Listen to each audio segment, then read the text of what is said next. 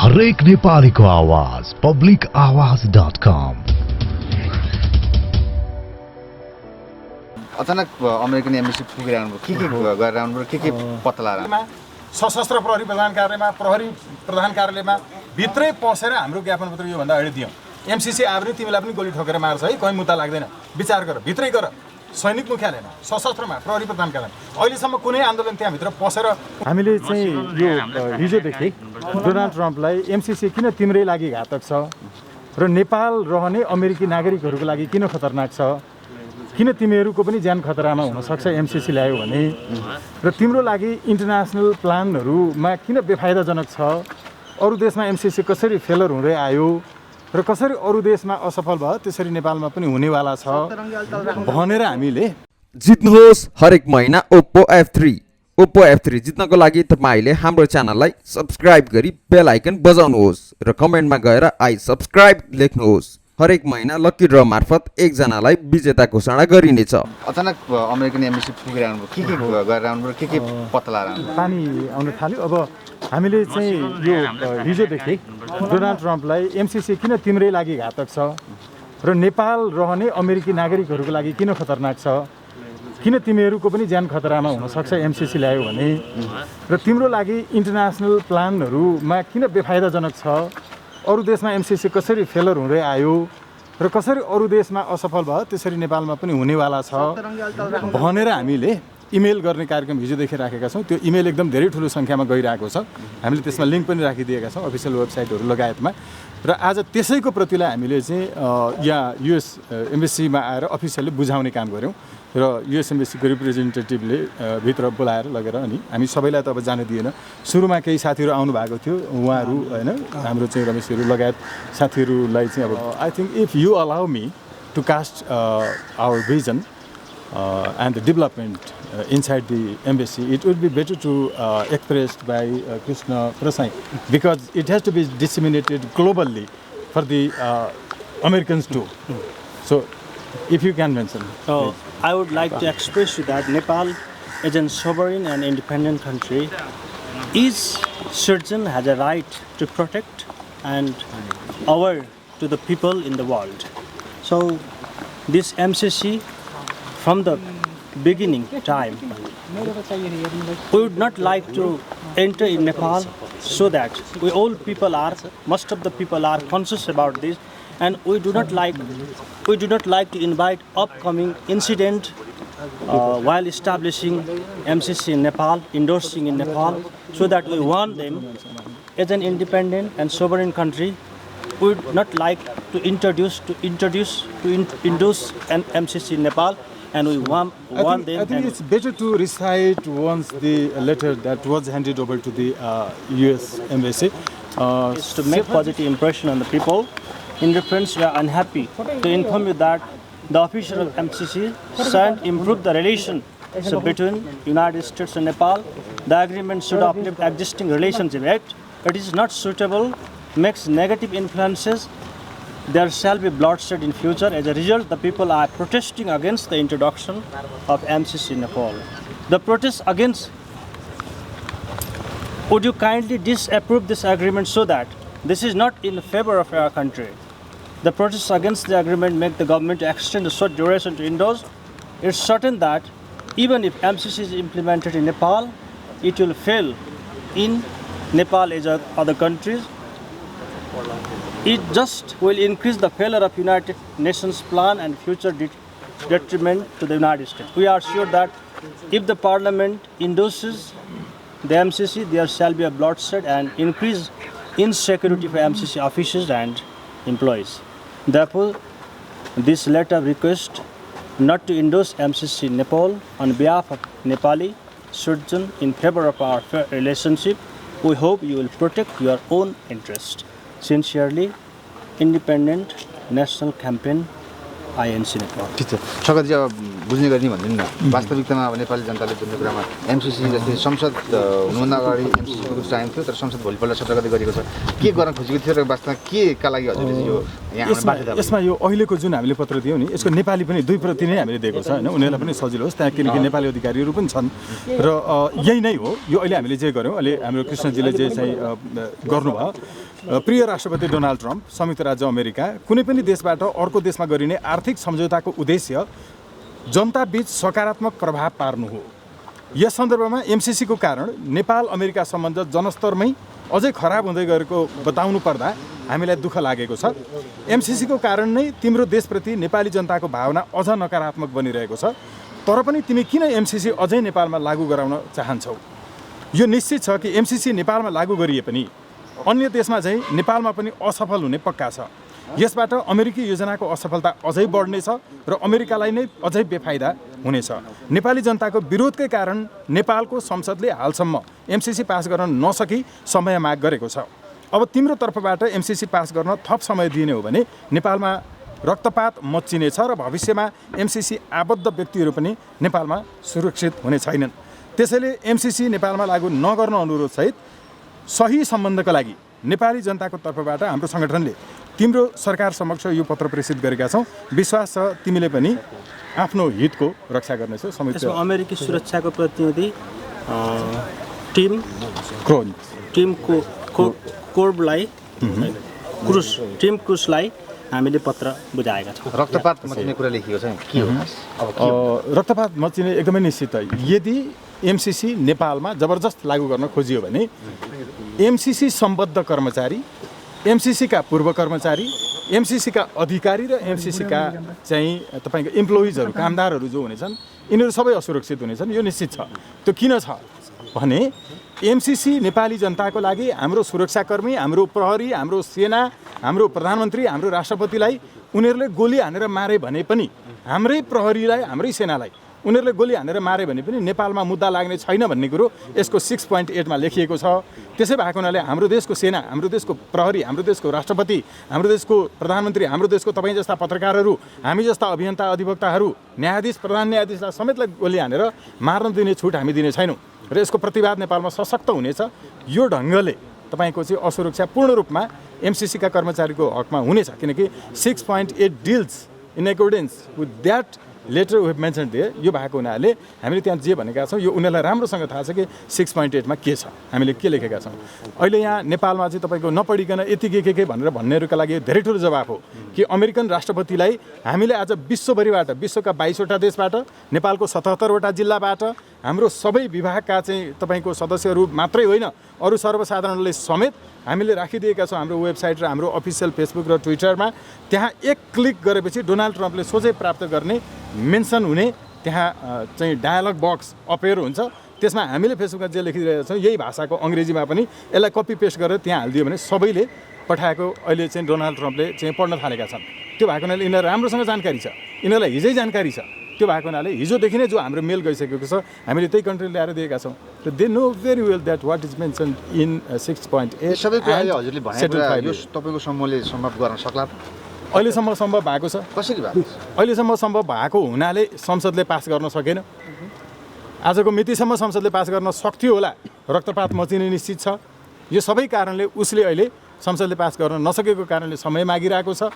यो समय मागिरहेको समयमा हामीले भनिरहेका छौँ कि अब तिम्रो तर्फबाट यसलाई अप्रुभ गरेनौ भने तिम्रो कारणले नेपालमा तिम्रै अहितमा र तिम्रै बेफाइदा हुने गरिकनको नेपालमा गतिविधि हुनेछ र कुनै पनि देशले अर्को देशलाई गर्ने सहयोग यद्यपि यो तपाईँको निजी क्षेत्रको सहयोग हो त्यो अमेरिकाको सरकारी होइन यो यस्ता कयौँ अमेरिकी तपाईँको एजेन्सीहरू छन् तर सहयोगको कारण जहिले पनि वित्तीय चाहिँ तपाईँको चाहिँ साझा कार्यक्रम जुन हुन्छ त्यो कार्यक्रमको एउटै उद्देश्य हुन्छ त्यो देश जसले सहयोग गर्छ प्रति सहयोग गरिने देशका जनताको भावनालाई सकारात्मक बनाउनु आर्थिक सहयोगको एउटै मात्रै उद्देश्य हुन्छ तर यहाँ नेपाली जनतामा अमेरिकनहरूप्रतिको वितृष्णा र तपाईँको चाहिँ नकारात्मक भावना उत्पन्न भइरहेको छ र पनि एमसीसी पास गर्छ भने यसको पछाडिको अर्थ के हुन्छ यो सजिलै बुझ्न सकिन्छ हामीले त्यो पनि लेखेका छौँ नि पत्रमा नेपालको यति ठुलो राजनीतिक खिचातानीको देशमा तपाईँहरू त्यो सानो समूहले गर्दाखेरि यस्तो भएको भनेर कसरी पत्याउन देखाउनुहुन्छ जनतालाई तपाईँहरू जस्तो सानो समूहको चाहिँ युट्युबले डोनाल्ड ट्रम्पलाई जिताएको हो उसलाई राम्रोसँग थाहा छ कि उनले भनेका थिए तिमीलाई CNN ले, तिमीलाई BBC ले, तिमीलाई चाहिँ यहाँको वाल स्ट्रिट जर्नलले, तिमीलाई यहाँको वासिङटन पोस्टले, न्युयोर्क टाइम्सले तिम्रो इन्टरभ्यू लिएको छैन, तिमी कसरी जित्छौ? उनले भनेका थिए कि यो तपाईँहरू जस्तै युट्युबका साथीहरूको मसँग शक्ति छ, त्यसैले जित्छु, त्यस कारण जिते पनि। त्यसैले उनलाई राम्रोसँग थाहा छ कि यो तपाईँहरू जो अहिले यहाँ तपाईँको मेचीवारीका इन्डियन र अमेरिकन मिडिया यहाँ छैनन्, यहाँ नेपाली राष्ट्रवादी राष्ट्रलाई जनतालाई माया गर्ने मिडियाहरू तपाईँहरू हुनुहुन्छ र यसको शक्ति छ भन्ने डोनाल्ड ट्रम्पलाई राम्रोसँग थाहा छ। एउटा कुरा हामीले के बुझ्नु पर्यो भने 16औं शताब्दीमा ब्रिटिस कम्पनी एउटा इस्ट इन्डिया कम्पनीको रूपमा आएको थियो। 16औं शताब्दीमा ब्रिटिस इस्ट इन्डिया कम्पनी भारतमा स्थापित भयो। त्यो ब्रिटिस कम्पनीले 40 लाख मान्छेहरूलाई बन्दक बनाएर त्यति बेला राखेको थियो। सानो कम्पनी थियो, त्यो बढ्दै गयो। अब सानो समूहले तपाईँले के गर्न सक्नुहोला भन्ने तपाईँको प्रश्नमाथि मान्छेको विचारको कुरा हो। सलाइको काँटी कत्रो हुन्छ हेर्नुहोस् त, सानो हुन्छ नि। सलाइको काँटी जल्यो भने त सारा संसारै खत्तम हुन्छ। त्यस कारण यो तपाईँहरू जस्तो युट्युबरहरूबाट यो हाम्रो सारा प्रसारित हुन्छ, त्यसबाट अमेरिकासम्म जान्छ, सबैले जान्छ। र अस्ति हिजो 16 गते होइन त संसद बस्ने, 16 गतेबाट यिनीहरू ब्याक सरिसके। यो हाम्रै आन्दोलन हो, तपाईँहरूकै योगदान हो भनेपछि अब हेर्नुहोस् आज भोलि पर्सि यो हामीले दिएको ज्ञापन पत्र उनीहरूले पढ्छन्, पढिसकेपछि एउटा नयाँ तरङ्ग सिर्जना हुन्छ र एमसिसी नेपालमा लागु हुँदैन भन्ने हामी सोच्छौँ। जस्तै हजुरले भन्नु युट्युबरसँग नेपालको मेन स्ट्रिम मिडिया चाहिँ हजुरले नपत्याएको हो अथवा होइन? नेपालको मेन स्ट्रिम मिडियाले नपत्याएको होइन। नेपालको मेन स्ट्रिम मिडिया तपाईँले जसलाई भन्दै हुनुहुन्छ तिनीहरू नेपालको मिडियै होइन। कसरी हो? तिनीहरू तपाईँको इन्डियाको विज्ञापनबाट इन्डियाको पैसा लिएर चल्ने हो, अमेरिकनहरूको पैसा ल्याएर चल्ने हो। यसको प्रमाणै छ।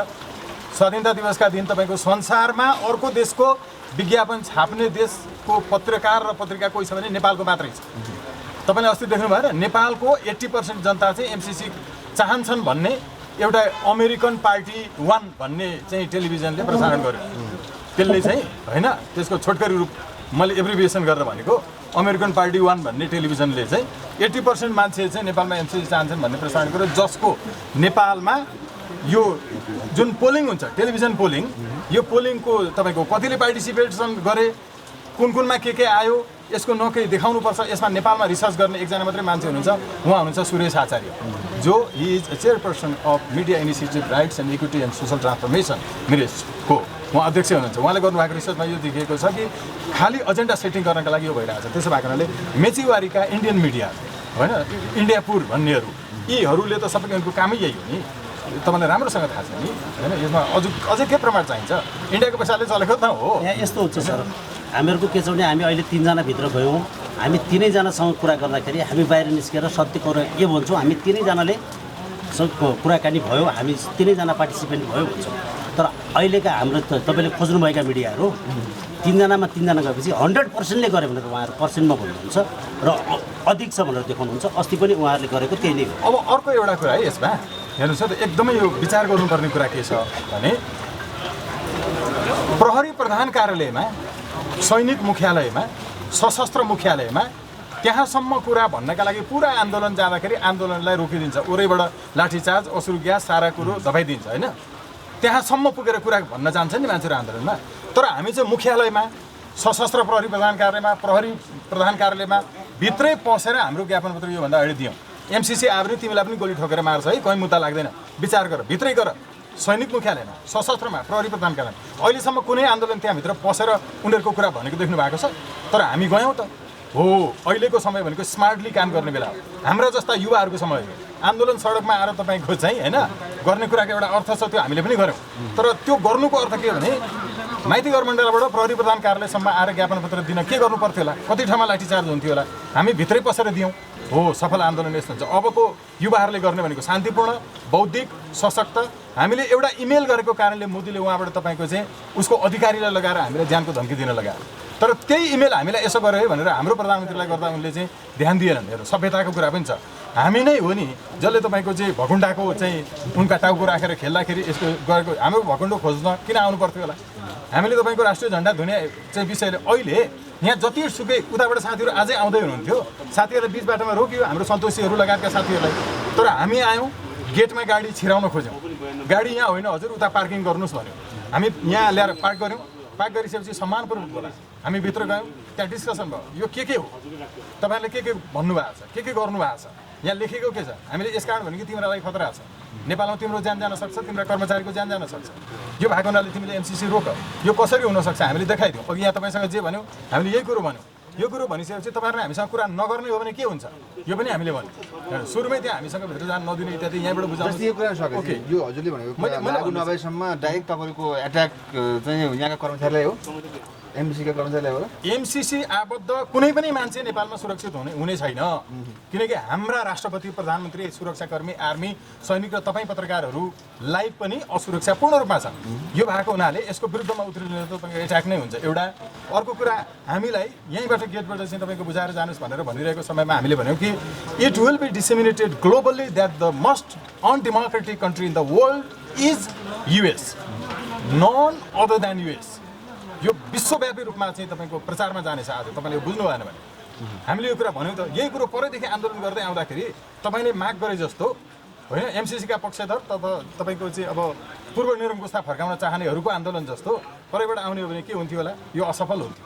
त्यसकारण स्मार्टली, भेरी वाइज हिसाबले, स्ट्रङली यसरी गर्ने हो कि यसको विरुद्ध गर्ने अब विभिन्न अभियन्ताहरूसँग तपाईँहरू मिल्न किन सक्नु भने यसरी आह्वान गरेर राजा फर्काउन सक्नेसँग सिस्टममा गए हुन्छ नो राजा फर्काउन सक्नेसँग हामी कहाँ मिल्न सक्छौँ? तपाईँको ब्लड ग्रुप र मेरो मिलाउन मिल्छ एउटै छैन भने विचारधारात्मक वर्ग समूह जस्तै रक्तधारात्मक वर्ग समूह हुन्छ। हाम्रो आमा एकदम बिरामी हुनुहुन्छ, अहिले कोमामा हुनुहुन्छ, उहाँलाई ब्लड दिन जरुरी छ, तर तपाईँको ब्लड वा मेरो ब्लड एउटा मात्र योग्य छ, किनकि आमालाई चाहिएको ब्लड ग्रुप जुन हो त्यही ब्लड ग्रुप आमालाई दिएन भने आमा मर्नुहुन्छ। त्यो भएको हुनाले यो रक्तवर्ग समूह जस्तै विचारको पनि समूह हुन्छ, विचारधारात्मक वर्ग समूह हुन्छ। तपाईँले अब यहाँबाट राजा फर्काउन चाहनेहरू, नेपालमा यही विकृत संसदीय व्यवस्था राखिराख्न चाहनेहरू, नेपालमा यही 7 वर्ष अघि वा पछि भनेर अङ्गीकृतलाई वंशजको नागरिकता बनाउने काङ्ग्रेस, एमाले, माओवादी सबैवालाहरूलाई अनि हामीसँग हेर्नुभयो भने त यो फरक परिहाल्यो नि। यो त नेपालको सबभन्दा नयाँ विचार, अहिलेसम्मको नयाँ दर्शन, यो नेपालवाद, नेपाल भूमिबाट जन्मिएको विचार। यो विचार भनेको उन्नत लोकतन्त्र र प्रत्यक्ष प्रजातन्त्र हो, जहाँ राइट टु रिजेक्ट हुन्छ, राइट टु रिकल हुन्छ। पार्टीले गुन्डा फटा बलात्कारीलाई उम्मेदवार बनाउँदाखेरि त्यसलाई भोट हालेरै बहिष्कार गर्न पाउने अधिकार हुन्छ। जितेर गएको मान्छेले गर्छु भनेको काम गरेन भने फिर्ता बोलाउन पाउने अधिकार हुन्छ। नेपालमा पार्टीहरू धेरै भए, 2 दलीय प्रणाली हुन्छ, स्रोत नखुलेको सम्पत्ति सबैको राष्ट्रियकरण गरेर 10 वर्षको बजेट बन्छ। हो, यो व्यवस्थाको पक्षमा नेपालमा को छ? कोही छैन। काङ्ग्रेस, एमाले, माओवादी छ। यसो भएको हुनाले आमा एकदम बिरामी हुनुहुन्छ, म मेरो रगत दिन्छु भनेर तपाईँले भन्न पाउनुहुन्न, किनकि तपाईँको ब्लड मिल्दैन। अहिले तपाईँले भने जस्तो अरूसँग मिल्ने भनेर भन्नुभयो नि, मिल्न हुँदैन। मिल्यो भने खतरा छ, किनकि तपाईँले फरक फरक चाहिँ वर्ग समूहको रगत एकै ठाउँमा ल्याएर जोड दिनुभयो भने आमा मर्नुहुन्छ। यस कारण यो विज्ञानलाई बुझ्नु पऱ्यो नि होइन। विज्ञानलाई नबुझिकन जबरजस्ती मिलेका थिए त, काङ्ग्रेस पनि मिलेको थियो, एमाले मिलेको थियो, सबै मिलेको थियो र राजा ढालेको। अहिले के भयो? यिनले मिलेको के का लागि रहेछ? मिलेका थिए अघि तपाईँले हेरिहाल्नु, ब्याङ्कटमा आएर पार्टी, प्यालेसमा आएर पार्टी घोषणा गर्नेहरू मिलेका थिए त, तर 2 दिनमा किन फुटे? किनभने सबभन्दा पहिला फर्स्ट कम्स द रिजन, पहिला विचार हुन्छ, विचारपछि सङ्गठन हुन्छ, सङ्गठनपछि अनि मात्रै फाइनल्ली तपाईँको कार्यक्रम हुन्छ। तर सडकमा कार्यक्रम लिएर आइहाल्ने अनि को छन् भनेर सङ्गठन निर्माण गर्ने, विचार के रहेछ भनेर बुझ्दा बुझ्दै फुटिसक्ने, अहिलेसम्म भएको यही हो नि। तपाईँहरूले देखेको यही हो नि होइन? सबै यसरी फुट्दै आएको छ, किन त? तर हामी 10 वर्षदेखि नेपालमा राइट टु रिजेक्ट स्थापना गर्ने को हामी, नेपालमा आइफा अवार्ड रोक्ने को हामी, नेपालमा विषादीयुक्त पदार्थ रोक्ने को हामी, नेपालमा विदेशी मुद्रा डाइरेक्ट ल्याउँदाखेरि सर्वोच्च अदालतबाट निर्देशना आदेश गरेर रोक्ने को हामी, नेपालमा तपाईँको चाहिँ ओम भन्ने शब्द पनि शब्दकोशबाट हटाएर ल्याएको शब्दकोश खारेज गराउने को हामी, नेपालमा तपाईँको चाहिँ यो इन्डियन उसको लगायतको चाहिँ एम्बोस्ड नम्बर प्लेट हटाउने को हामी। हेर्नुहोस्, 10 वर्षदेखि यो काम गर्दै आएर नेपालमा चाहिँ तपाईँको निःशुल्क रूपमा चेलिबेटी चाहिँ बलात्कृत हुँदा उपचार निःशुल्क दिँदै आउने को हामी। यो भनेको 10 वर्ष यता जे काम गर्दै आयो नि, यसले बिस्तारै बिस्तारै हामीलाई धेरै मान्छे चाहिएको छैन। हामीलाई बुद्धिमान, नेपालमा अब 21औं शताब्दीको राष्ट्रवादी जङ्गबहादुर चाहिएको छ।